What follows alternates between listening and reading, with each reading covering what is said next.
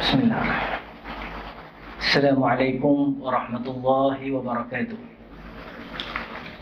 Innal hamdalillah nahmaduhu wa nasta'inuhu wa nastaghfiruh wa na'udzu billahi min shururi anfusina wa min sayyiati a'malina. Man yahdihillahu fala mudilla lahu wa man yudlilhu fala hadiya lahu. أشهد أن لا إله إلا الله وحده لا شريك له وأشهد أن سيدنا ونبينا محمد ابن عبد الله لا نبي البعد ونصره ومن والاه ولا حول ولا قوة إلا بالله. Yang saya muliakan seluruh kepimpinan masjid dan pengerusi dan timbalan, seluruh ahli jawatan kuasa, setiausaha, bendahari, para pegawai syarak yang saya muliakan, barisan imam, Imam 1, Imam 2, Tuan Noja, Tuan Bilal, Tuan Noja, serta kepimpinan di peringkat qaryah, Datuk Sidang, jawatan kuasa, Datuk Sidang ada, dan jawatan kuasa JPKK, hadirin dan hadirat yang dirahmati Allah sekalian, apa khabar semua? Alhamdulillah, syukur pada Allah Azza wa Jal. Allah Subhanahu wa Ta'ala merahmati negeri kita dengan rahmat, kasih sayang, limpahan ilmu yang dicurahkan di setiap corong-corong masjid, yang memperdengarkan alunan-alunan azan, memperdengarkan kembali bacaan-bacaan yang diimamkan oleh imam yang bertugas, lafaz-lafaz amin daripada jamaah yang kian bertambah. Kita di negeri Melaka, alhamdulillah tuan-tuan, nampak gayanya kita akan beransur ke fasa yang ketiga. Tidak lama lagi, doakan dalam keadaan rahmat dan kasih sayang Allah ini, semoga Allah angkat cepat-cepat wabak ini daripada membelenggu jiwa dan sama ada fizikal dan rohani kita, kerana kita berdepan dengan ibadah berbentuk yang baru, kaedah yang baru, perlaksanaan yang baru, sedikit sebanyak memberikan cabaran kepada kita. Tapi Allah janji kepada kita tuan-tuan, Allah Subhanahu wa Ta'ala menambahkan iman dan takwa kita kepadanya dalam keadaan kita menyebut hasbunallahu wa ni'mal wakil. Aku serahkan urusan ini kepada Allah Subhanahu wa Ta'ala tuan-tuan. Apabila kita keluar daripada rumah kita, kita menyebutkan bismillahi tawakkaltu ala Allah wala hawla wala quwwata illa billah. Tak ada daya kita bertawakal dengan Allah dulu, di atas ikhtiar yang kita buat, anak isteri yang kita tinggalkan. Kita keluar bekerja, balik siang dan malam tuan-tuan, bersilih ganti hari demi hari. Kita serahkan segala-galanya di atas kudrat, kekuasaan dan iman kita tuan-tuan, supaya teguh hidup kita, tidak mundur kita setelah kita diuji. Maka kita termasuk dengan golongan-golongan yang dijanjikan oleh Allah Subhanahu wa Ta'ala dengan sesuatu janji yang mana satu pun manusia tak boleh buat pada hari ini. Sidang jemaah dan pendengar secara atas talian yang dirahmati Allah sekalian, kita pada hari ini tuan-tuan, kita buat semua dalam hidup kita. Ada tukang kebun yang sanggup berpanas tuan-tuan, kerana dia kata apa? Dia kata tahu di hujung bulan nanti akan ada balasannya. Seorang nelayan yang sanggup tinggalkan daratan, pergi jauh nun di tengah laut, berkeringat di tengah panas dan gelap, kerana dia tahu bila ikan yang dibawa balik ke darat akan ada hasilnya. Dan seorang guru tuan-tuan yang mendidik anak-anak muridnya dengan perik dan jerihnya, dengan kepayahan pada hari ini, PDPR, P macam-macam P tuan-tuan. P PKP pun dia juga. Nah, macam-macam P hari ni. Nah, tapi kenapa dia berusaha keras payah-payah tuan-tuan? Kerana dia tahu bila murid dia besar nanti akan menjadi orang yang berguna tuan-tuan, dengan ilmu dan berjaya. Kita makan hari ni tuan-tuan, suap makanan ke mulut kita. Kerana kita tahu apabila kita makan, kita akan ada tenaga dan kekenyangan menanti di hujung makan kita tuan-tuan. Dan hari ini tuan-tuan, kita buat semuanya. Kita hantar anak kita pergi ke sekolah walaupun payah tuan-tuan. Kerana kita tahu di hujung nanti tuan-tuan, anak kita akan berjaya sehingga dia naik ke menara gading, menjadi seorang yang berkelulusan, mendapat ilmu, menjadi seorang yang berbakti kepada agama, bangsa dan tanah air dia. Dan akhirnya dia akan berbakti kepada ayah dan ibu yang pernah susah satu ketika dahulu. Inilah sebab tuan-tuan, Allah Subhanahu wa taala mengarahkan kita, ittaqullah, ittaqullaha haqqa tuqatih wa la tamutunna illa wa antum muslimun. Takwa sungguh-sungguh pada Allah. Allah kata jangan kamu mati, melainkan kamu mati sebagai seorang Islam yang beriman kepada dia. Kenapa? Kerana inilah janji tuan-tuan. Mata tak pernah melihat, telinga tidak pernah mendengar. Dengan firasat insan, jiwa dan anggota badan tidak pernah merasa bagaimana janji Allah dengan syurga yang menanti. Sebanyak 8 buah syurga yang Allah buat. Daripada syurga yang satu sehinggalah syurga yang tertinggi, iaitu syurga Firdaus tuan-tuan. Allah buat lagi Darussalam. Allah buat lagi syurga-syurga Jannatul Ula. Banyak tuan-tuan. Untuk apa? Untuk supaya Allah Ta'ala suruh kita berbakti 30 tahun, 20 tahun, 40 tahun, 50 tahun, bahkan ada yang sampai 100 tahun. Kenapa? Kerana Allah telah berjanji di hujung nanti, setelah lelah, payah, keringat, jerih dan pedih, air mata, kehilangan, kehampaan, kekecewaan, semuanya Allah Subhanahu wa taala akan bayar kembali. Pada setiap saat dan detik kekecewaan itu akan diganti dengan suasana yang tuan-tuan akan lupa segala-galanya. Hadirin sekalian, muslimin muslimat yang dirahmati Allah sekalian, hari ini saya nak cerita pada tuan-tuan berdasarkan apa yang dibincangkan, apa yang berlaku. Petang tadi sebelum saya nak datang, sejam, 2 jam lebih kurang, saya lalu satu video di Facebook tuan-tuan. Nak tengok bagaimana payahnya seorang budak ni tuan-tuan, dalam 7 tahun, 8 tahun, nakkan ilmu. Kerana dia tahu janji ni tuan-tuan. Setelah payah dia, susah dia hari ni, dia tahu di hujung hari nanti kejayaan menanti dia. Yang ni yang kita dah pesan pada anak-anak kita. Belajar penat ayah, pergi sekolah letih. Padahal kita lagi seronok anak-anak kita tu ada di rumah berbanding dia pergi sekolah. Kita lagi seronok isteri kita berada di rumah berbanding dia bekerja. Tetapi apakan daya tuan-tuan? Kenapa? Kerana imbalan dia adalah kejayaan, keuntungan, pendapatan. Kita sanggup tuan-tuan. Tapi hakikatnya kalau anak duduk di rumah, tak payah sekolah, lagi menyeronokkan tuan-tuan.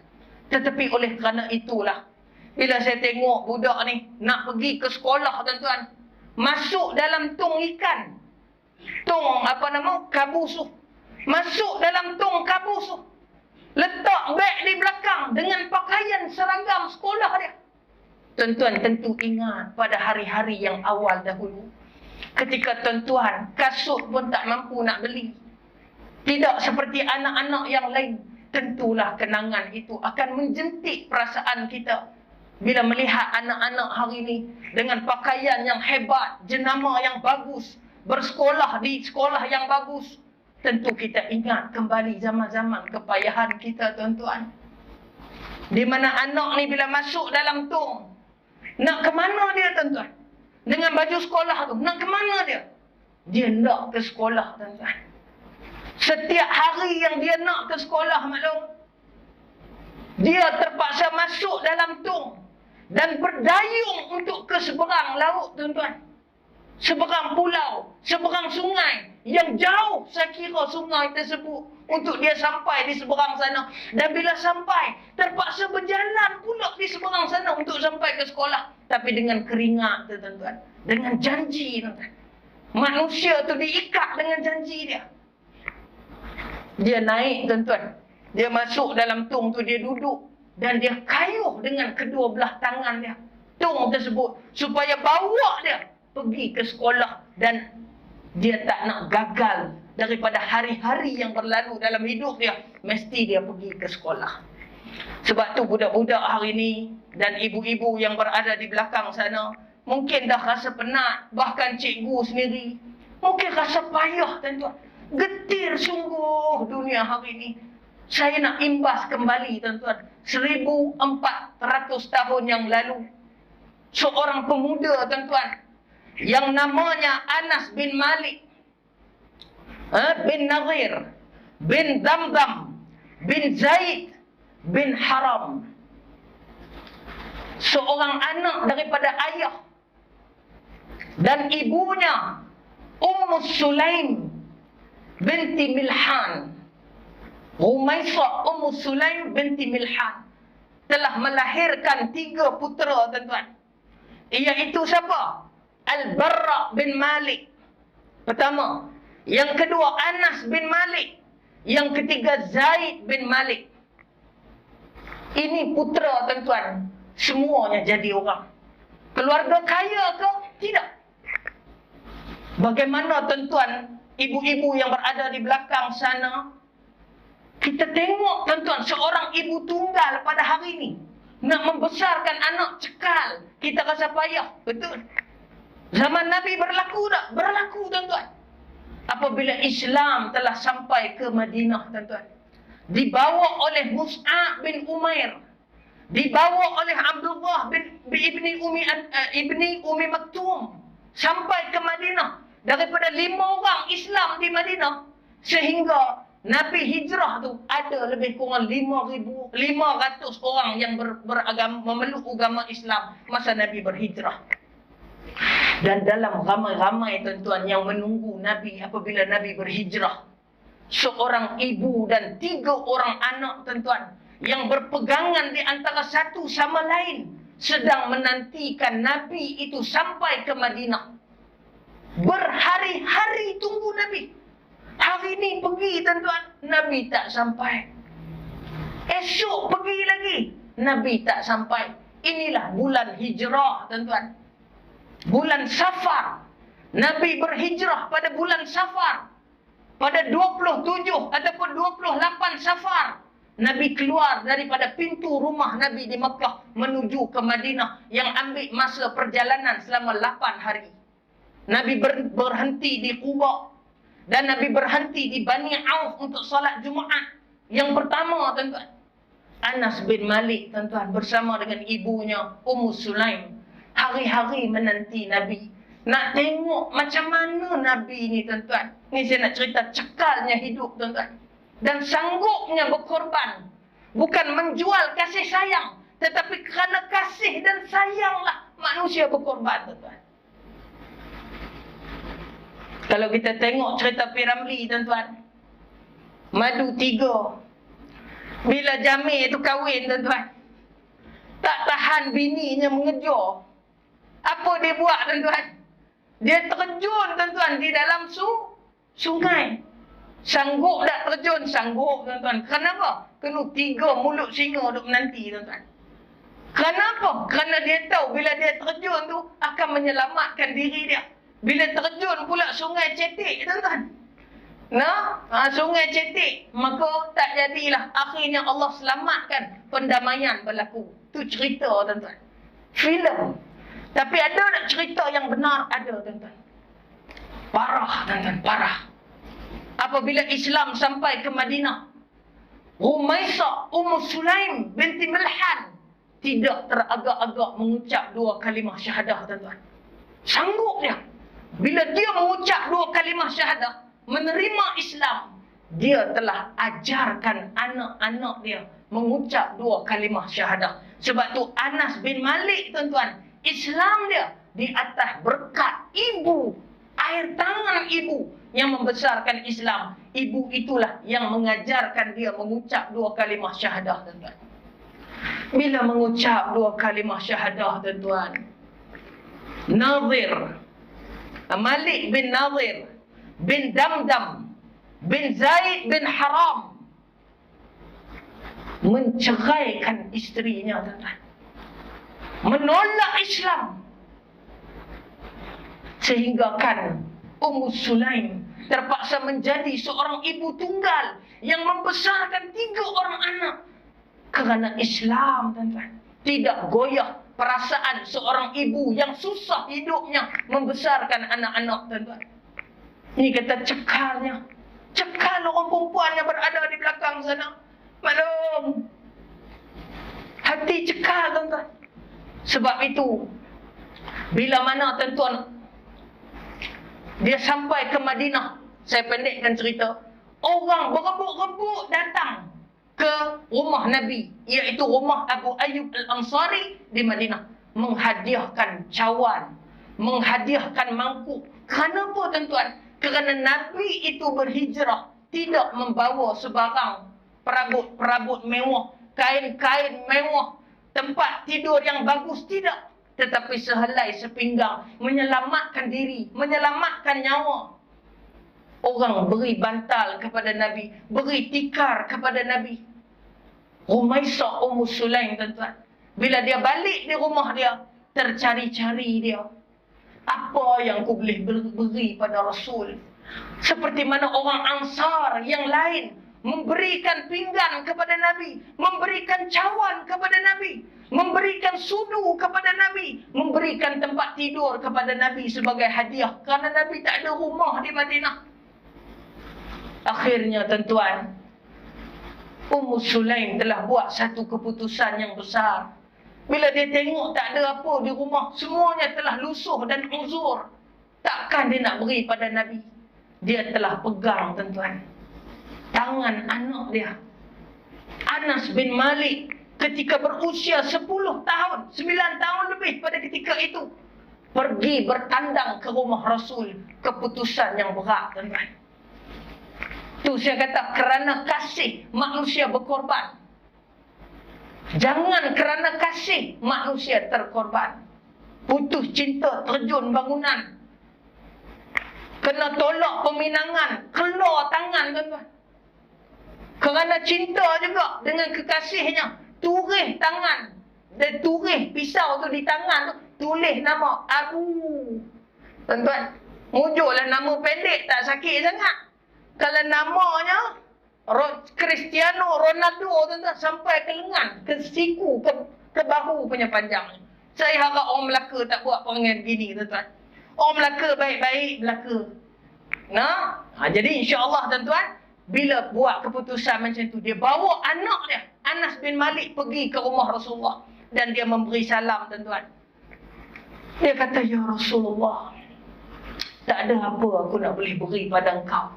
Ketika mana orang-orang Ansar datang memberikan barang-barangan kepada engkau, aku tak ada semuanya, wahai Rasulullah. Cuma yang ada pada aku adalah seorang anak ini, yang mana aku akan berikan ia kepada engkau. Allah, tuan-tuan. Orang lain kalau ada anak kecil, ni datuk-datuk ni, Tok Wan ni, tuan-tuan, semua yang berhormat datuk ni. Datuk, ada yang dah jadi moyang, hak tu Tarah Tan Sri lah, tuan-tuan, moyang tu. Kalau dapat pula piuk tu, jadi tun lah. Tuan-tuan, ni semua datuk-datuk depan saya ni. Cubalah siapa berani-berani usik cucu, tuan-tuan. Mak dan ayah dia pun takut nak usik cucu tu. Kerana apa? Kerana datuk dia lebih garang daripada tentera Jepun lagi kalau bab cucu ni. Oh, punya sayang, tuan-tuan. Anak bela, tuan-tuan, 20 tahun. Tak pernah pun naik atas kepala bapak ni. Atas kepala atuk, pegang kepala atuk. Penyek hidung atuk. Atuk pula hidung macam jambu air, tuan-tuan. Kena pula. Tuan-tuan, tapi mai ke cucu, tuan-tuan. Naik atas kepala atuk. Tengah semayang. Spiderman, tuan-tuan, atas belakang atuk. Masa tengah rukuk. Atuk tak marah, tuan-tuan. Kenapa? Sayang, tuan-tuan. Tapi ni, tuan-tuan, oleh kerana sayang anak. Nak masa depan anak ni dijamin. Nak masa depan anak terurus dengan ilmu. Dia sanggup, tuan-tuan, tinggalkan anak Anas bin Malik, tuan-tuan, dengan Nabi.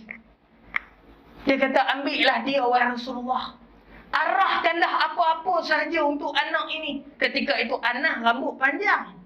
Rambut panjang ke depan terjuntai. Dia tengah lari-lari depan Nabi. Lari pergi, lari balik, lari pergi. Dia budak, tentu kecil. Tuan-tuan tengok macam mana mak dia. Sebelum dia nak serahkan Anas bin Malik kepada Nabi, tuan-tuan. Apa mak dia buat?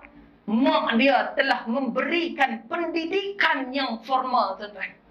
Memberikan pendidikan yang terbaik. Sehingga pada ketika itu, 1400 tahun yang lepas, Anas berusia 10 tahun. Sudah boleh pandai membaca dan menulis. Demikian mak. Sebab tu orang kata, tangan yang menghayun buayan itu mampu menggegarkan dunia, tuan-tuan. Sebab itu dunia menyaksikan bahawa Anas bin Malik satu-satunya yang bukan anak Nabi. Tetapi Nabi memanggilnya dengan panggilan manja, Unais.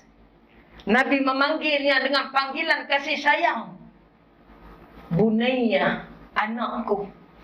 Tuan-tuan, demikianlah Anas bin Malik, tuan-tuan, menjadi berkat. Kenapa? Kerana ilmu. Sebab tu hari ni, kita ni jangan malah, tuan-tuan, pesan ke anak-anak. Kalau ada PDPR, masuk, tuan-tuan. Ni rakyat negeri Melaka ni. Tuan-tuan, khususnya, kalau ada cikgu mengajar di sekolah-sekolah, mengajar di kelas-kelas, jangan biarkan anak kita bermain. Sehingga leka, tuan-tuan. Dan terkena penyakit yang paling besar merosakkan manusia, iaitu penyakit lalai, tuan-tuan. Ghafil, ghaflah, tuan-tuan. Sebab itu Quran banyak menyebutkan tentang apa? Ghaflah. Orang kampung panggil gelapah apa? Panggil apa? Gopoh, gapah ni, tuan-tuan. Daripada perkataan ghaflah. Leka, lalai. Kita sayang anak kita, selamatkan dia dengan ilmu. Kita nak orang Melaka menjadi warga yang terdidik walaupun tanpa kemewahan. Sebab Anas bin Malik tidak dididik dengan kekayaan, tetapi menjadi, tuan-tuan, orang yang terkaya di Basrah, Iraq pada ketika hayatnya. Tuan-tuan yang dirahmati Allah sekalian, para penonton dalam talian dan para jemaah sekalian, bila bercerai ni, tuan-tuan, Rumaisah Ummu Sulaim, tuan-tuan, membesarkan anak dengan baik kerana takwa dia. Bila orang nak masuk meminang dia, tuan-tuan, bila Abu Talhah berkenan pada Ummu Sulaim ni, nak meminang Ummu Sulaim kata apa? Ummu Sulaim kata, tuan-tuan, apa nama? Tidak ada mahar untukku melainkan Islam. Engkau akan menjadi mahar buatku. Maksud dia, kalau nak dengan aku, berkenan dengan aku, tak payah bayar duit, maklum. Macam kita anak nak nikah hari ni. Oh, maklum. Ni, anak dara nak nikah hari ni, maklum. Kita letak macam mana? 18,888 ringgit dan 8 sen. Berapa lagi? 22,000. Tu hak kemahal, tuan-tuan. Hak tu 8 keturunan punya cakap tu, tuan-tuan. 22,222 ringgit dan 2 sen kita punya mahar. Tapi Rumaisah Ummu Sulaim, tuan-tuan, tidak memerlukan mahar. Fazaka marihi, dia kata. Nah, apa dia? Hanya Islam. Masuk Islam, kahwin dengan aku, dia kata. Punya besar ambition, cita-cita mak demi sebuah keturunan yang berjaya. Sebab itu, tuan-tuan, ketika mana hayat Nabi, Anas ialah seorang daripada orang Islam yang menyambut Nabi semasa Nabi mai ke Madinah. Daripada Bani Najjar yang tepuk kompang, tuan-tuan. Anas salah seorang daripada Bani tersebut yang sambut Nabi. Panjang cerita dia. Dalam kisah hijrah nanti boleh Ustaz-Ustaz akan sebut, tuan-tuan. Yang tuan-tuan jemput. Sebab itu, tuan-tuan, nak sebut bagaimana, tuan-tuan, Islam dan ilmu itu kena menjadi visi yang besar untuk kita. Anas bukan orang yang kaya, tetapi boleh menjadi orang yang terkaya di Iraq pada ketika itu, selepas kewafatan Nabi SAW. Bukan diambil harta negara, tetapi kemurahan rezeki di atas doa Nabi, tuan-tuan. Dan saya akan sebut sikit. Sebab itulah, tuan-tuan, bila kita ni menjadi orang-orang yang nak balik kepada Allah, pertama sekali kita mesti menjadi orang yang berilmu dulu, tuan-tuan. Dengan ilmu akan menjadi amal yang baik. Kalau kita menjadi orang yang beramal dulu, kita akan ada masalah dengan amalan kita. Pasti bermasalah. Seperti kisah-kisah yang Nabi telah sebut. Bagaimana orang abid, ulama besar, tuan-tuan, apabila menadahkan tangan sampai doanya ke langit, tetapi bila dia mati seperti anjing yang menjelirkan lidahnya kerana musibah daripada Allah di atas amalan yang banyak dengan tidak berada bersamanya ilmu, tuan-tuan. Kita telah digambarkan bagaimana seorang ulama yang besar ditipu oleh syaitan, tuan-tuan. Orang abid yang besar, ibadah banyak, tapi ditipu oleh syaitan hanya 3 malam saja, tuan-tuan. 3 malam. Syaitan datang ke rumah dia, beribadah lebih daripada dia, berzikir lebih daripada dia, berqiyamul lail lebih panjang daripada dia, menyebabkan dia rasa orang ni lebih hebat daripada aku. Macam mana hang buat amalan ni sedangkan aku pun tak mampu, tertidur, tuan-tuan. Sebab itu bila Zainab, tuan-tuan, binti Jahsy, dia ikat di antara tiang dengan tiang Masjid Nabawi dengan tali, tuan-tuan, supaya apabila dia solat, dia mengantuk, dia nak jatuh, dia akan pegang tali tersebut. Nabi telah arahkan para sahabat untuk potong tali tersebut, tuan-tuan. Sebab itu bukan sifat ibadah. Ibadah, bila kita telah laksanakan dan kita letih, maka rehatlah daripada keletihan tersebut. Itu sifat ibadah. Kerana ibadah bukan menyeksa fizikal dan batin manusia, tidak, tuan-tuan. Tetapi ibadah itu merehatkan manusia. Sebab itu bila orang tengah tidur, tuan-tuan, ya ayyuhal muzammil, qum fa'anzir, tuan-tuan. Wahai orang yang sedang berselimut tengah malam, tenang, tuan-tuan. Tenang. Qum fa'anzir, bangun daripada tidurmu. Lepaskan selimutmu. Qumil laili illa qalila. Tuan-tuan, bangun qiyam. Walaupun sedikit, kata Allah. Walaupun sedikit. Sebab tu kadang-kadang kita ni, tuan-tuan, keberkatan kita bukan kerana banyaknya amalan kita, tetapi kerana apa? Kerana kualiti amalan kita tersebut tepat dengan sunnah Nabi SAW. Walaupun itu isteri Nabi, tak semua lelaki yang berani, tuan-tuan. Maklum panggung kepala, tuan-tuan. Betul, Ustaz, dia kata. Kan? Tak semua yang berani dengan isteri. Bukan takut, tuan-tuan. Isteri yang menakutkan. Nah, ataupun isteri yang tak takut. Saya ni, Ustaz, hari ni jadi Superman, esok jadi Batman, lusa jadi Keluang Man, pun dia tak takut, Ustaz. Tentu ada isteri yang begitu. Tak apalah, tuan-tuan. Tapi itu yang Nabi buat. Bila tali tersebut, Nabi kata potong. Semayang bila kamu ada tenaga dan rehatlah setelahnya. Sebab itu Allah sebut apa? Bangunlah walaupun sedikit, hidupkan malam. Sebab itu Anas bin Malik, tuan-tuan, bila dia duduk dengan Nabi, Nabi tak pernah marah dah. Nabi membesarkan Anas bin Malik. Dialah yang pergi ambil baju Nabi. Dialah yang pergi ambil air untuk Nabi. Dialah yang pergi beli barang untuk keluarga Nabi. Dialah yang membantu Nabi dalam segala urusan, tuan-tuan. Sebab tu kita semayang hari ni, tuan-tuan. Semayang kita ni yang disebut sembayang cara Nabi. Semayang mengikut solat Nabi. Daripada mana hadis kita ambil? Kebanyakan hadis tentang solat Nabi kita ambil daripada Anas bin Malik. Kerana Anas bin Malik merupakan periwayat ketiga terbesar hadis, tuan-tuan. Iaitu berapa hadis dia telah riwayat, tuan-tuan? Dia telah riwayat sebanyak 2,286 hadis. Yang pertama tentulah Abi Hurairah dengan 7,000 hadis. Ataupun 3,000 hadis dalam banyak pandangan, tuan-tuan. Tapi nak habaq, Anas telah menjadi orang yang ketiga. Kenapa? Dia telah solat di belakang Nabi. Hari-hari dia telah tidur bersama dengan Nabi. Dia telah makan bersama dengan Nabi. Dia telah membaca Al-Quran bersama dengan Nabi. Dia telah mendengar hadis langsung daripada Nabi SAW. Sebab tu berbeza, tuan-tuan. Tuan-tuan hadirin yang dirahmati Allah sekalian, yang dapat ilmu secara langsung di masjid dan surau, berbeza dengan orang yang tak mengaji mana-mana. Tengok ikut Facebook, apa semua ni. Bukan dia tak ada masa nak ke masjid, tetapi dia memang tak minat ke masjid.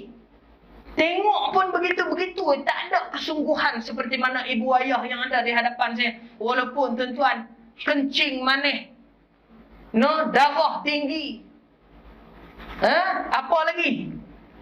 Sakit urat. Tu yang paling tinggi sekali tu. Sakit lutut, tuan-tuan. Orang boleh kita. Sakit lutut. Lutut sakit, tuan-tuan. Pinggang sakit. Nak takbir, Allahu Akbar, meletup, tuan-tuan. Perak. Rukuk sami Allahu liman hamidah. Perak, pinggang pula bunyi, tuan-tuan. Sujud lagi. Nak turun sujud, lutut pula bunyi. Perak, tuan-tuan. Nak habiskan 4 rakaat semayang zuhur, tuan-tuan. Pok perak bunyi, tuan-tuan. Tapi dia buat tak? Dia buat, tuan-tuan. Kenapa? Kerana takwa dia. Dan petunjuk bimbingan daripada Allah Subhanahu wa ta'ala, tuan-tuan. Hadirin yang dirahmati Allah sekalian. Anas bin Malik cekal kerana apa? Ilmu, tuan-tuan. Yakin mak dia. Tinggalkan dia dengan Nabi. Menyebabkan dia menjadi orang yang soleh, melahirkan keturunan yang hebat-hebat. Bukan dia sahaja yang soleh, tuan-tuan. Bapa saudara dia, Anas bin Nadir. Anas bin Nadir merupakan saudara kepada Malik bin Nadir, ayah dia. Tuan-tuan, apa yang terjadi kepada Anas bin Nadir, pakcik Anas bin Malik, ketika mana, tuan-tuan, Islam sampai ke Madinah? Dia mengucap. Bila dia mengucap, tuan-tuan, datang peperangan Badar. Tuan-tuan nak cerita ni. Bila mai perang Badar, tuan-tuan, di antara 313 yang turun di dalam medan, Anas bin Nadir, pakcik Anas bin Malik, salah seorang yang syahid di dalam medan tersebut. Bila mana dia syahid, tuan-tuan, orang nak buat pengecaman mayat. Ni nak cerita, tuan-tuan. Bila nak buat pengecaman mayat, dikumpulkan mayat-mayat dan dipanggil waris untuk buat pengecaman. Tetapi malangnya, tuan-tuan, tidak ada seorang pun daripada 313 orang tersebut boleh kesan mayat Anas bin Nadir ni. Kenapa? Kerana bila dihitung tusukan yang ada di dada dan badan dia, lebih daripada 80 tusukan lembing dan anak panah, serta terkoyakkan daripada hentaman pedang, tuan-tuan. Tetapi siapa? Illa ukhti lahu, illa ukhti, kecuali adik dia, tuan-tuan. Adik dia, adik perempuan dia, binti Malik, tuan-tuan. Bila dia tengok mayat ni, muka hancur, badan hancur, dan dia tengok, tuan-tuan, jari masih ada. Dan dia kata, inilah jari abangku Anas bin Nadir radhiyallahu anhu, tuan-tuan. Walaupun yang lain hancur, tetapi Allah meninggalkan jari, tuan-tuan, yang mana boleh dikesan. Inilah jenazah abang dia. 3 tahun Islam, tetapi menyumbang, tuan-tuan, sehingga syahid dia. Kita 70 tahun Islam, 30 tahun Islam, masuk pula dalam kubur, tuan-tuan. Ni orang yang masuk dalam kubur, kawan-kawan kita, tuan-tuan, berapa lama dah menunggu di dalam kubur. Hari demi hari penuh ketakutan. Ular, binatang berbisa, himpitan kubur, fitnah kubur menjerat manusia di dalam kubur, tuan-tuan. Berapa lama dah tunggu? Bilalah Tuhan nak bangkitkan kami semula di padang mahsyar, supaya kami dapat terhindar daripada siksaan kubur ini. Tu baru siksaan kubur, tuan-tuan. Sebab tu orang yang dah mati, tuan-tuan, mereka menunggu entah bila, tuan-tuan. Entah bila. 20 tahun telah mati. Nanti masuk 30 tahun, 40 tahun, 50 tahun, 70 tahun, bahkan mungkin 1000 tahun lagi, tuan-tuan. Hari-hari kita berhadapan dengan siksaan begini. La hawla wa la quwwata illa billah wal a'yadha billah, tuan-tuan. Para penonton dan juga hadirin jemaah yang dirahmati Allah sekalian, inilah ruang Anas bin Malik dan mak dia Rumaisah Sulaim binti Milhan telah menunjukkan contoh kepada kita dengan modal ilmu, sehingga mengorbankan kasih sayang, tuan-tuan, menjadikan anak yang hebat. Sebab tu kata Anas, tuan-tuan, tak mengertilah, sebelum dia menghembuskan nafas yang terakhir, tuan-tuan, berapa umur Anas bin Malik? Dia wafat pada 93 Hijrah dengan umurnya 103 tahun, tuan-tuan, di Basrah, Iraq. Kenapa, tuan-tuan?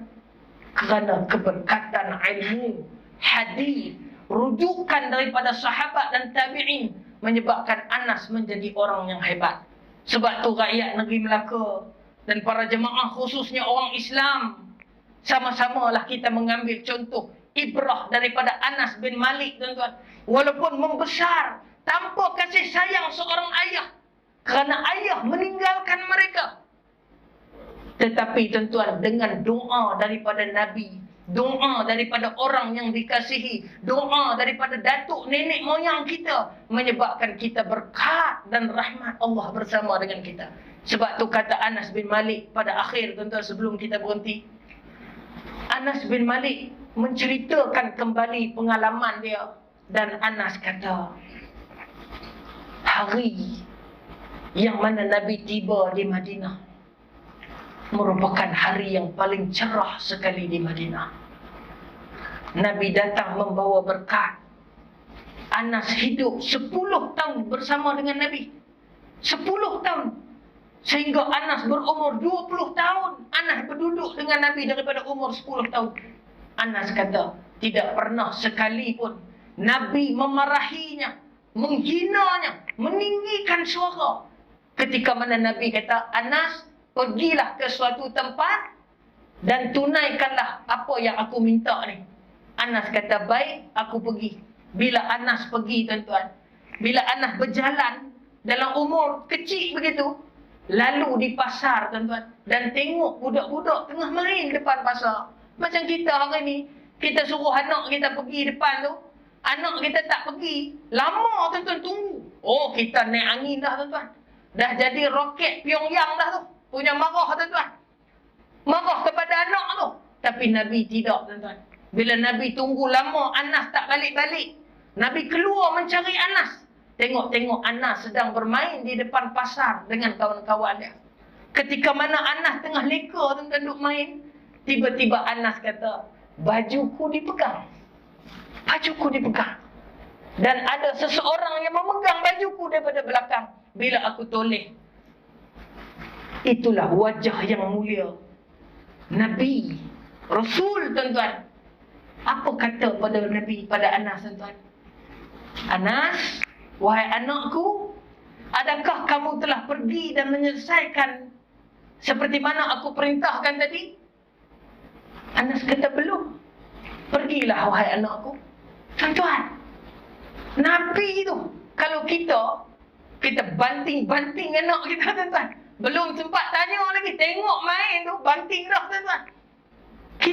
Tapi Nabi, tuan-tuan, akhlak mulia. Sebab itu Anas mewarisi itu. Saya akan cerita di hujung sikit ni. Bagaimana hidup Anas ni. Baik, tuan-tuan. Tuan-tuan, Anas pun pergi. Sebab itulah Anas menceritakan kembali setelah usianya 100 tahun. Hari-hari yang indah dalam hidupnya. 10 tahun bagaikan sehari yang berlalu, tuan-tuan.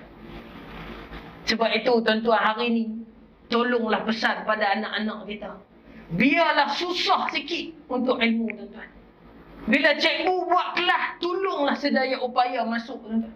Sedangkan anak orang lain terpaksa merentas sungai yang deras dengan jambatan yang tergantung sehingga boleh menyebabkan nyawa mereka terkorban. Terpaksa dihantar daripada satu gunung ke satu gunung, menaiki bakul, tuan-tuan, di luar negara. Nak pergi sekolah, naik, tuan-tuan, bekas daripada bukit yang tinggi, menjuram ke bawah. Nak demi apa? Demi ilmu.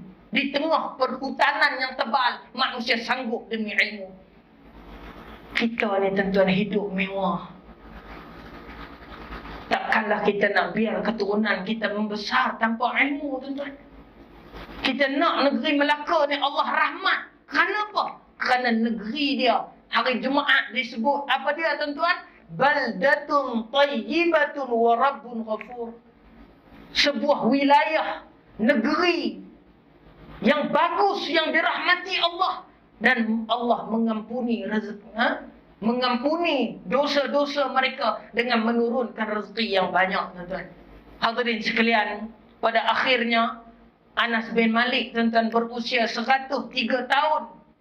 Dan Anas kata, aku teringat doa-doa yang awal Nabi sebut pada hari pertama aku jumpa Nabi.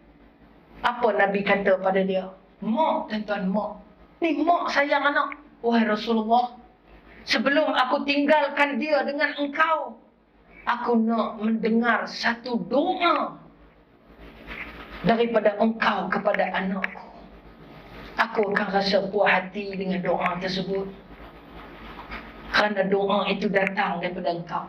Sebab tu datuk-datuk, nenek-nenek, ibu ayah, doakan anak-anak kita yang pergi sekolah. Doakan anak kita yang ikut kelas PDPR. Walaupun berada di rumah, dia berhak ke atas doa tersebut. Apa kata Nabi, tuan-tuan? Allahumma barik lahu. Ya Allah, berkatilah dia, Anas bin Malik. Allahumma aksir malahu wa waladahu. Pendek doa Nabi. Pendek, tuan-tuan. Berkatilah dia, ya Allah. Allahumma aksir malahu. Ya Allah, kurniakan padanya harta yang banyak. Tengok, tuan-tuan, doa Nabi. Harta yang banyak. Sebab tu jadikan anak-anak kita orang kaya, tuan-tuan. Orang yang berjaya di dunia. Kerana kejayaan dunia itu membawa kepada akhirat. Allahumma aksir malahu. Ya Allah, tambah pada dia harta dia. Uang ringgit dia.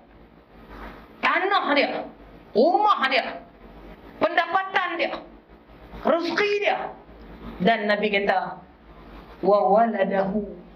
Dan juga tambah anak-anak untuk dia. Beri, kurniakan, berkati anak-anak dia. Tuan-tuan tahu berapa anak Anas bin Malik? Ketika mana Anas bin Malik meninggal pada usia 103 tahun, tuan-tuan. Anak Anas bin Malik radhiyallahu anhu ajma'in seramai 106 orang. Mi'atun wa sittatun, tuan-tuan. 106 orang anak dia. Punya berkat doa Nabi SAW.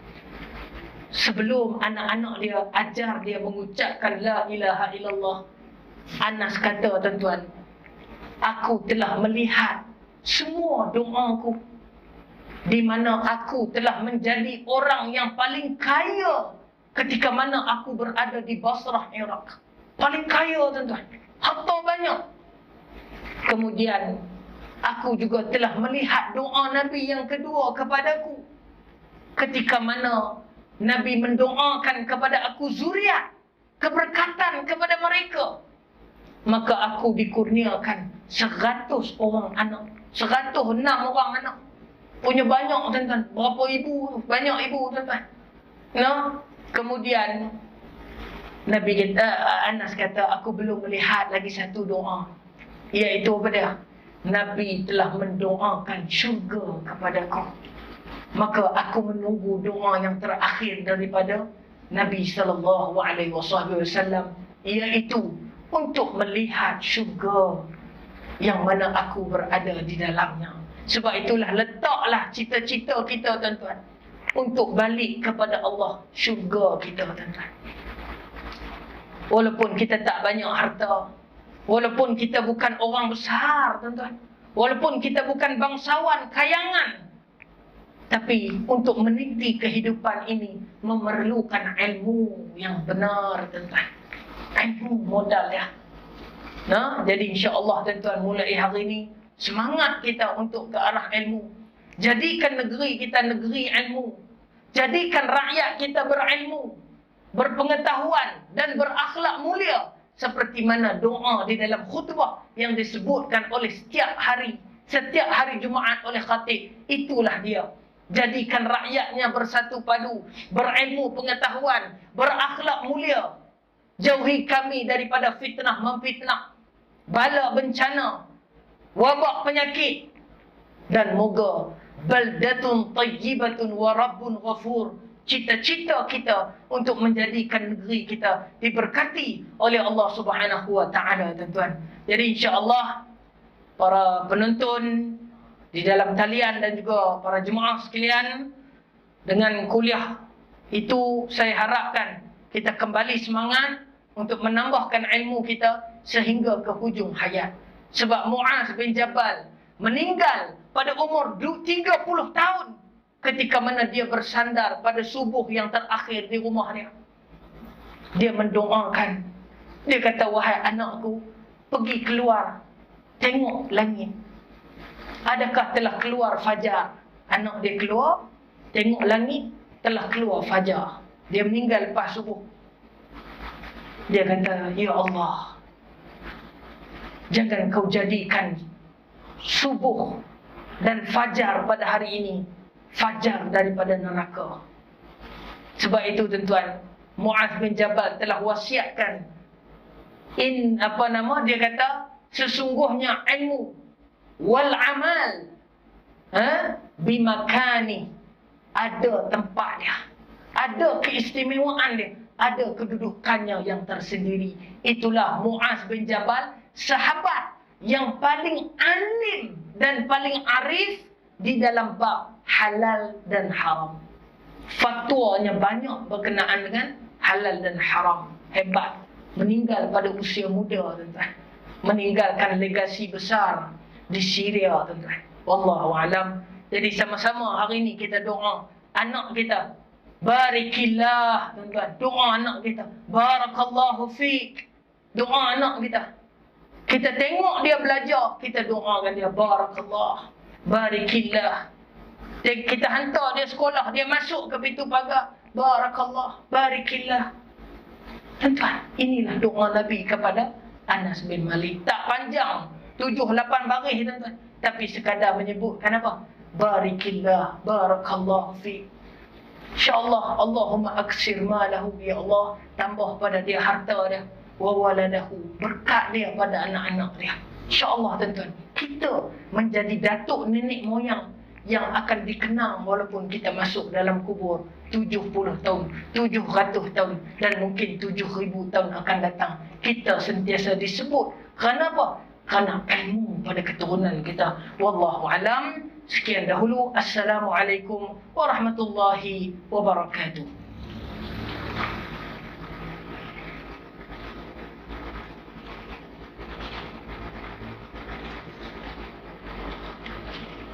A'udzu billahi minasyaitonir rajim. Bismillahirrahmanirrahim. Allahumma inna nas'aluka ilman nafi'an wa rizqan wasi'an wa amalan salihan. Ya Allah, berkat pada kami ilmu, tanam ia di dalam dada kami, kekal ia di ingatan kami. Jangan kau lumpuhkan ingatan dan ilmu kami, ya Allah. Wa rizqan wasi'an, ya Allah, luaskan rezeki kami. Seperti mana ayat-Mu yang kami baca pada menjanjikan rezeki, tunaikanlah ia, ya Allah, dengan Engkau meluaskan rezeki kami yang datang daripada jalan-jalan yang tidak pernah kami sangka. Wa amalan salihan mutaqabbala, dan ya Allah, berbekalkan sedikit amal daripada kami. Moga amal itu menjadi barakah, penerang kami di dalam kubur, pembawa rezeki kepada kami, dan memberi kebahagiaan kepada anak-anak kami, ya Allah. Tolonglah Kau terima sedikit daripada kami, ya Allah. Inilah yang kami termampu daripada hamba yang hina ini, ya Allah. Rabbana alaika tawakkalna wa ilaika anabna wa ilaikal masir. Walhamdulillahi rabbil alamin. Taqabbalallahu minna wa minkum.